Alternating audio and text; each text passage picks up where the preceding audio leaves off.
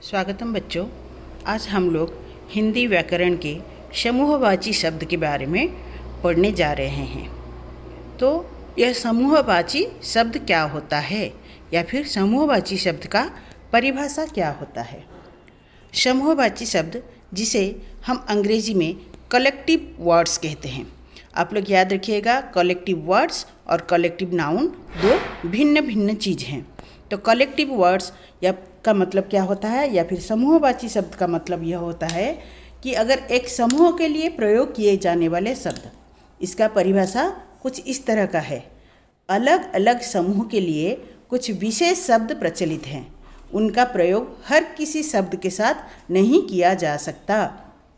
यह याद रखना जरूरी है कि जो समूहवाची शब्द होते हैं वो शब्द विशेषकर किसी एक विशेष समुदाय के लिए प्रचलित है, जिसे हम कहीं भी प्रयोग नहीं कर सकते हैं। तो यह समूहवाची शब्द को हमें याद रखना पड़ेगा। तो कुछ प्रमुख समूहवाची शब्द इस तरह का है, जैसे कि पहला है गुच्छा। गुच्छा समूहवाची शब्द का प्रयोग हम कहाँ कहाँ पर कर सकते हैं। अंगूरों का गुच्छा, लीची की गुच्छा, केले की गुच्छा, फूलों की गुच्छा, बालों की गुच्छा, चाबियों का गुच्छा, ये सारे इन सारे शब्दों के साथ गुच्छा समूहवाची शब्द का प्रयोग किया जा सकता है। उसी तरह दल, घुड़सवारों का दल, टिड्डियों का दल।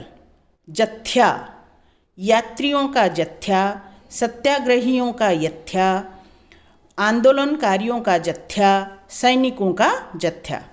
मंडली समूहवाची शब्द का प्रयोग हो सकता है। गायकों की मंडली, कलाकारों की मंडली, मूर्खों की मंडली, साधुओं की मंडली, मित्रों की मंडली आदि। फिर काफिला या फिर लश्कर समूहवाची शब्द का प्रयोग कहाँ कहाँ पर हो सकता है। सेना, घोड़ों, ऊँटों आदि के साथ, जैसे कि सेना का काफिला या फिर सेना का लश्कर, घोड़ों का काफिला, ऊँटों का काफिला। गड्डी समूहवाची शब्द का प्रयोग कुछ इस प्रकार से हैं। कागज़ की गड्डी, नोटों की गड्डी। कुंज का प्रयोग लताओं का कुंज। गट्ठर, लकड़ियों का गट्ठर, कपड़ों का गट्ठर। ढेर, कूड़े का ढेर, अनाज का ढेर। टुकड़ी, सेना की टुकड़ी, पुलिस की टुकड़ी। दस्ता, पुलिस का दस्ता। श्रृंखला, पर्वतों की श्रृंखला, घटनाओं की श्रृंखला।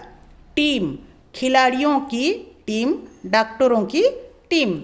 मंडल, नक्षत्रों के मंडल, तारों का मंडल। और कुछ समूहवाची शब्द कुछ इस प्रकार से हैं। रेवड़, भेड़ का रेवड़, बकरियों का रेवड़। जोड़ा, जूतों का जोड़ा, जुरावों का जोड़ा। भीड़, मनुष्यों की भीड़, भक्तों की भीड़। संघ, राज्यों का संघ। झुंड, जानवरों की झुंड, वृक्षों का झुंड। श्रेणी, विद्यार्थियों की श्रेणी या फिर विद्यार्थियों की कक्षा, रेलगाड़ी की श्रेणी। पुंज, तारों का पुंज, किरणों का पुंज। गुलदस्ता, फूलों का गुलदस्ता। माला, मोतियों की माला, फूलों की माला।